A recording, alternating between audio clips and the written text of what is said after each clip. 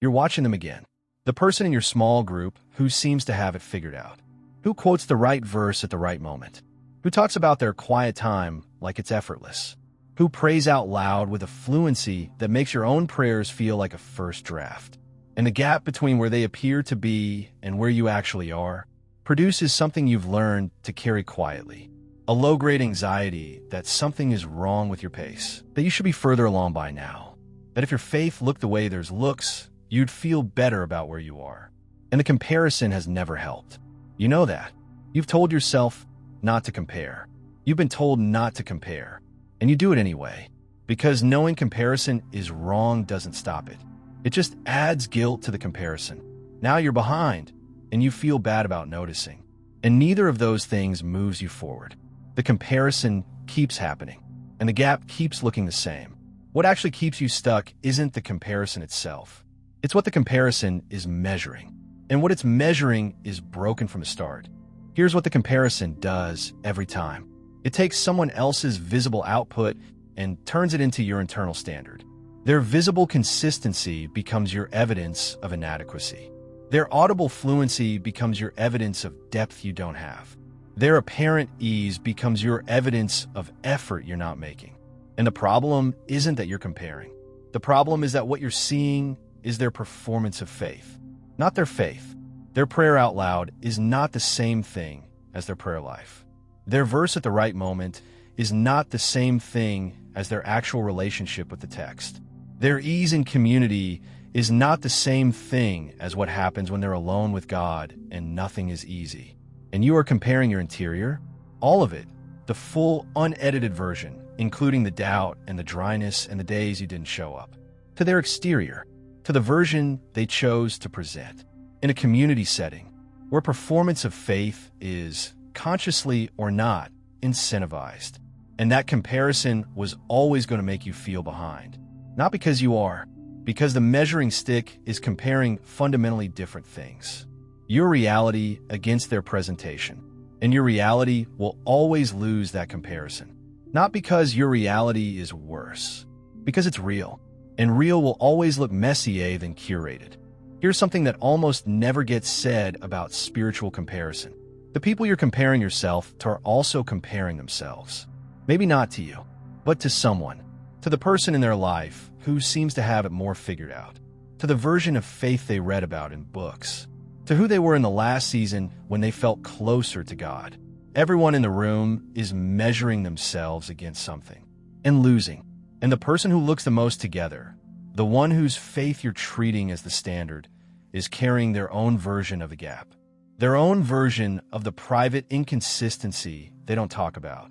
Their own 2 a.m. moments that look nothing like the fluent prayer you heard them pray on Sunday. And they're not showing you that. Not because they're dishonest. Because community has an unspoken contract. Show the better version. And the room fills up with everyone's better version. And everyone privately compares their real version to everyone else's curated one. And everyone feels behind. And no one says anything. Because saying it would require showing the part they're not showing. Because saying it would require showing the real version. And you're not the only one in the room who is doing this. You're just the one doing it right now.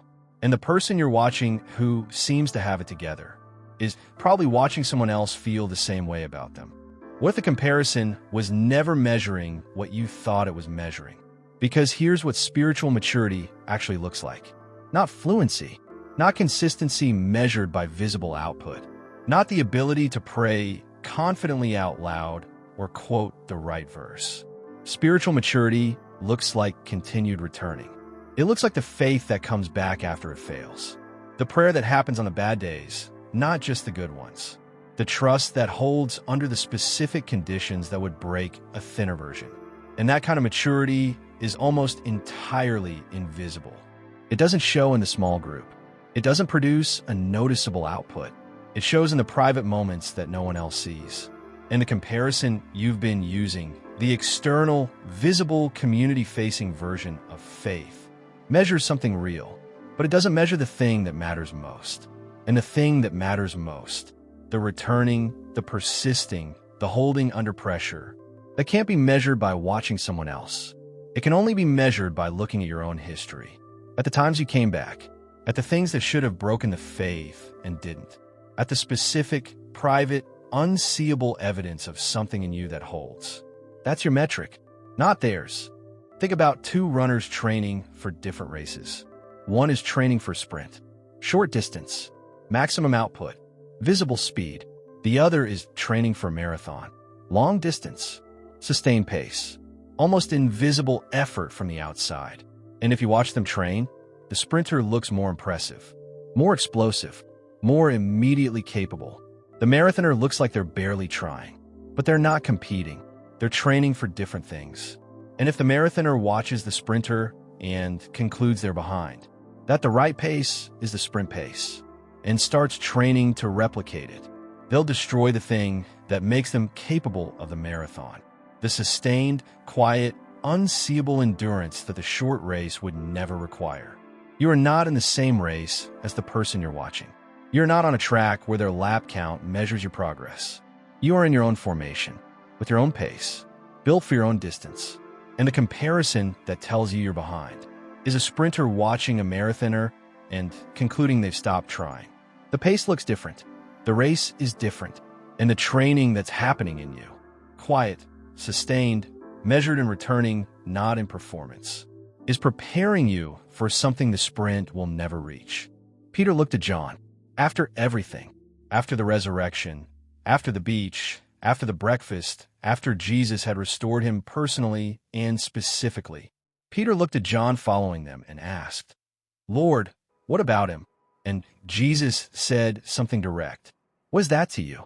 You follow me." Not, "John is on a different path." Not, "Comparison is spiritually immature." What is that to you? As if the question itself, the looking at someone else's journey and measuring your own by it, was the thing to set down. Not because John's journey didn't matter, because Peter's journey was specific to Peter. And the instruction, "Follow me," was directed at Peter, not at a standard set by John, not at a pace determined by watching John, at the specific, personal, unduplicated call that was Peter's to follow. And the same instruction is yours. Not, follow at the pace of the person in your small group. Not, get to where they appear to be and then continue. Follow me. The pace of following is set by the one being followed, not by the people beside you on the road.